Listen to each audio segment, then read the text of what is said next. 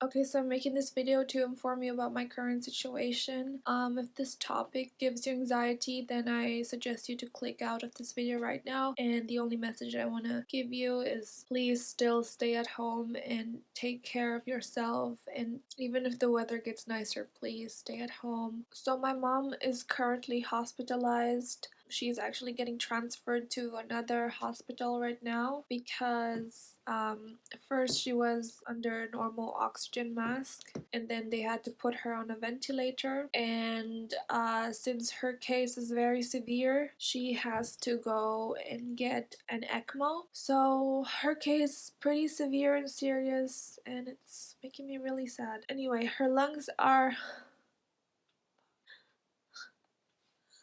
It's so hard to say it out loud.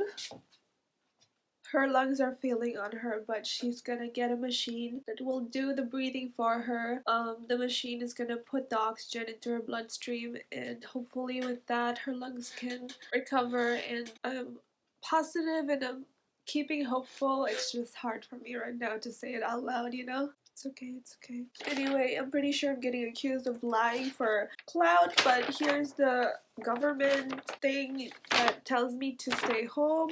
I won't be mentioning the name of this illness in this video because YouTube likes to demonetize this video, and I would like to monetize this video because my mom is the proudest ever when she sees that I'm making money off of this. She's super proud of me that I'm making money off of this, so if you could please be kind and not mention this illness in the comments and maybe call it CV so I could still maybe use this video to be able to help my dad pay rent and stuff. That would be awesome. I need to make this video right now because today I don't feel as bad as the other days. Even though it's really hard, I'm still trying to keep a positive mind, and that's the only way I could cope right now, I think. If I don't have this positivity in me, I think I would go insane. I'm making this video not to scare you or anything, because you're most probably gonna be fine. My mom has been in the same household as my dad, my brother, and me for more than 2 to 3 weeks, and my dad, brother, and me don't feel anything. I talked to a lot of doctors and nurses. They told me that the chances that we might have contracted it is very, very high and close to impossible that we don't have it already. But my mom has been sick for a long time, for more than 2 weeks now, and we don't feel anything. We don't have a fever, we don't feel anything, which is very, very fortunate because the biggest fear of my mom was for me to get it because I have asthma. The highest that I could feel was um, anxiety attacks, which I thought was this disease because my lungs felt very small. I was hyperventilating and I had to breathe deeply in order to feel satisfied with my oxygen. But it turns out it was definitely just anxiety because it went away after I woke up from a good night's sleep. The doctor who checked up on my mom, I asked him if we have it in case she has it, and she wasn't confirmed yet at that time. He told me that we would have it if she had it because we're living in the same household and it's pretty much impossible to not contract it no matter how much you try to not get it. But yeah, I don't feel anything. My dad doesn't feel anything, and he's 55 years old. My brother doesn't as well. And I'm not trying to spread panic here. I just want to tell my story and maybe encourage people to please still stay at home, even though the government is trying to normalize things again for the economy.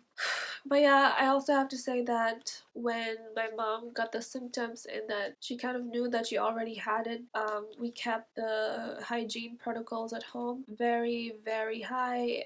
Nobody was allowed to come close to her, or if we entered the living room where she stayed, we had to wash our hands every time. We had to wear masks, and nobody could come close to her except for my dad. I should have done it, or my brother should have done it, but we were not allowed because they were just protecting us. Here's a little backstory on how my mom got it. So my mom is working as a caregiver in a pension home, and someone has unfortunately brought it there. Old people passed away, unfortunately, and they were tested positive for that CV disease. So yeah, after that they really amped up their hygiene protocols, and my mom was wearing full bodysuits, but unfortunately it was too late. A lot of staff members got infected and they just infected each other, which is really unfortunate, and it's like the worst case scenario because it's in a elderly facility and it's really really sad.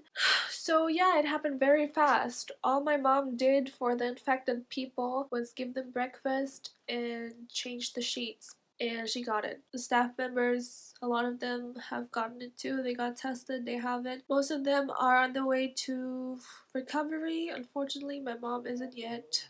We don't know why. My mom does not have any lung diseases or diabetes. She doesn't have that. She has high blood pressure. That's what she has. Other than that, she doesn't have any underlying medical conditions, which is really, I don't know, just wonder what it is, that why it hit her so bad and why she is one of the 2%. One day, my mom went to work and she had a 39 fever, and she begged her boss. She wanted to stay at work and sleep there in a room, in a secluded room, because she didn't want to infect her family. Fortunately, that wasn't possible because that would be very, very bad for everyone around her because she could infect everyone there. So she got sent home, and my dad cared for her for like a week, and it was a roller coaster ride. She had a very high fever, and those fevers would go away after taking fever medication. Once she's on the medication, she feels super fine. She looks healthy. She's chatting with people over Skype and laughing, and she feels great. And that's what made me think, oh, cool, my mom is like on the way to recovery, which is not true because the virus is like a roller coaster ride, and you never know what will happen next, unfortunately. When she had a fever, she would feel miserable. She would feel very, very, very sick. Like, she couldn't vomit anything because she didn't eat for 9 days. She couldn't drink for 9 days. I mean, she tried to drink because she knew that the body really needs her fluids, but it's really hard. Whenever she was awake and had a fever, she would cry out and moan the whole time, and I would hear that the whole time, and it would give me so much anxiety. And it's really hard for us because she was just alone in there, and we couldn't come close to her to, comfort her or talk to her because she didn't want that. So she didn't eat for 9 days because she did not taste anything. She had a lack of taste. My mom usually loves food, but she couldn't eat anything. And she would tell us every day, if I get a fever tomorrow, I'm gonna call the ambulance. She never did because she wanted to stay at home with us because she knew as long as she could handle the pain or whatever she's feeling, the breathing problems, she wanted to handle that, so she was not away from us. On the 9th day, she unfortunately felt really, really sick and really asked us to call the ambulance. So I did, and the ambulance they were really, really rude to my mom. I told them about the situation. They didn't want to offer us help because it didn't sound severe enough. I told the ambulance that she still wants to go to the hospital, so they did send an ambulance to our house. They never entered our home. They just stood outside when we saw the car and they called us. They were kind of mean, telling us, yeah, you called the emergency. We're only here for emergencies. Then I kept telling them, yeah, my mom's not feeling well. They asked me to hand over the phone to my mom. So she tried to explain that she hasn't eaten for days. She couldn't drink anything. She was telling them maybe she needs fluids, and they didn't want to take her seriously, and they literally told her over the phone that she feels sick because she's sick. And I didn't like the tone that they were talking to my mom. It was very rude and condescending and a little bit insulting, and that made me really mad, and I felt really sorry for her. That kind of made her shy away from getting any help from other doctors. I wanted to call the emergency doctor, which is basically a doctor that comes to your house to check up on you. And she told me to not call them anymore because the freaking ambulance told her to just stay at home, and she's best if she stays at home. Still called the doctor. He came at 3 a.m. in a full bodysuit. Fortunately, he was really nice. He was very compassionate and empathetic and stuff. And it turns out that my mom had a very low oxygen saturation in her blood, 90%, and normal is like 97, 98%. The doctor realized that she needed to be hospitalized. And yeah, now she is in the hospital for a week now. She's been ventilated, so doctors are really trying their hardest to keep my mom at a state that will make her stable. I'm seeing this as a healing process, and I'm pretty sure she's gonna make it. My mom is strong, and she has been in there for like 2 weeks. It's gonna take much longer, and she's not gonna give up that fast. So the doctors are also not giving up on her, and I will also not give up on her. The other day I was crying my eyes out because I was looking at this painting I made, and it's like my last. It's not my last because I'm gonna have more memories with her, but for now it's like my last memory with her. I was painting this, and I was looking for a Sharpie, and she helped me look for a Sharpie. So I cried my eyes out because I was thinking, that's my mom. I love strawberries. This is my mom. She was trying so hard to protect me from this virus, and I bedazzled it. I just realized that this is my mom. And for now, that's my last memory with her, but it's not gonna be my last memory. She's gonna come to my graduation, my wedding, and everything. As long as she's still alive, I shouldn't act like as if she's dead already. So the reason why I'm making this video is because I want to use my platform to help dim the spread of this freaking illness. I have a voice, and I want to use that voice to tell my followers that even though stores are opening and life might seem normal again, it's not gonna be normal. Like, it's not normal because there's still this thing that might be so fatal for a lot of people. And I'm already seeing it. I'm already seeing that people are not taking it seriously anymore just because the weather is getting nicer. There's still a 3,000 euro fine in my country. If police find you out with people that are not in your household, you can get fined 3,000, but people still risk it because I don't know why, because the weather is nice, and I feel like once the government opens up stores again and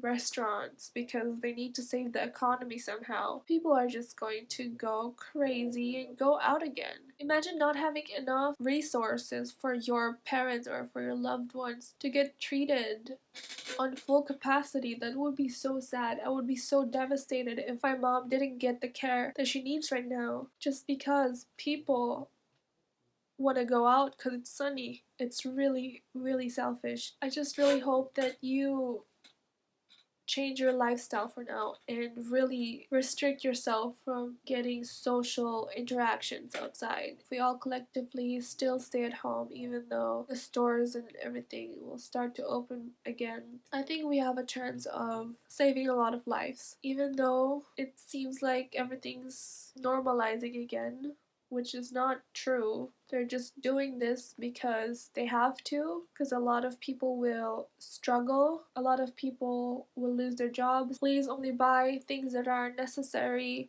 Don't go out shopping for clothes that you don't need because you've been deprived for so long. A few weeks ago, I was talking with my friends asking when the time's gonna come where someone we know will contract this thing. And little did we know that it was me and my family. Which is really unfortunate. So I think I want to conclude this video. I'm going to give you some tips on what to do when you know someone who has it. So yeah, what to do when your friends have it in their household. Um, Send them a lot of virtual love, a lot of encouragement. There's no need to be sorry when nobody's dead yet. Tell them everything's gonna be fine. Tell them that you're there for them. Offer grocery shopping. Check up on them. Really helps. If you're a doctor or a nurse, your words have a lot more meaning to those people. Say I have a friend, Kuya Gian is his name, and he checked up on us every single day, and he didn't stop checking up on us, and he would ask us about body temperature, and he would ease our minds. And I think Without him, I would have lost my mind and gone crazy with my anxiety and with my thoughts, and I really needed that. I really needed that. So if you are a doctor and nurse, please calm people down and tell them it's gonna be okay. Also, thank you to my best friend Eliza. She is still here, texting me all the words of encouragement that I really need right now. Because of her, I'm not crying 24/7. She's keeping me strong and telling me all the things that I need to hear. Stay away from the media, please. Stay away from reading articles. Stay away from people who are gonna tell you really discouraging stuff. Facebook is the worst. Like, Facebook is the worst social media you could be right now. If you have someone in your household dealing with this, just delete Facebook. Delete it, because a lot of false rumors, a lot of discouraging stuff is on Facebook, and don't consume any news because it will just give you anxiety. What I've experienced is when calling the ambulance is they don't want to offer you help on the first try. I remember I called for help, and a lot of them were kind of insinuating that we should just stay at home and that everything will be fine and it will disappear on its own and that they can't really do anything. They even asked me, you know that we're an emergency doctor thing and we can't really do for you except for maybe check the lungs here with a stethoscope and things, but we can't really do anything for you. And I was like, yeah, but maybe you could check up on her and, give her medication to ease her symptoms. And they were like, well, then okay, we're gonna send you someone. Like, I don't understand it, but if you need help, people on the phone might tell you that you don't need help, but if you need help, tell them you need help and you will get help, okay? What to do when you have it or when you think you have it? Definitely stay inside, don't leave the house. Call the hotline and tell them about the situation. Practice social distancing at home. Wash your hands frequently, don't leave your room. You just have to take care of each other. You have to listen to your body and definitely talk to a doctor. If you have a platform, please spread a message and tell your followers to please still stay at home even though things are starting to normalize. Well, not really. We still have to practice social distancing because nothing is going to be normal for the next few months. So yeah, please use your platform to inform people and to spread positivity. Make content not related to this topic because people are at home right now bored as hell and they don't know what to do and we need entertainment. I'll also try to make more videos that are more on the positive side because on one hand my mom is really proud of me and my YouTube channel and I'm gonna continue doing this for her. I actually do enjoy doing this, but I'm just a mess sometimes and that's why I can't do it. But I am having this burst of motivation to do it for her, so when she gets out of the hospital she has so many videos to watch because she'll stay there for a long time probably. So that's it for today. I hope you're fine. You're gonna be fine. Please stay safe, stay at home. Please send a lot of good thoughts to my mom so her recovery process accelerates. I'm gonna keep strong and positive. I'll be okay. I'm still healthy. My family is healthy. Hopefully I see you more often now since I have this burst of motivation to film more videos so my mom can see them once she gets out of the hospital. Bye!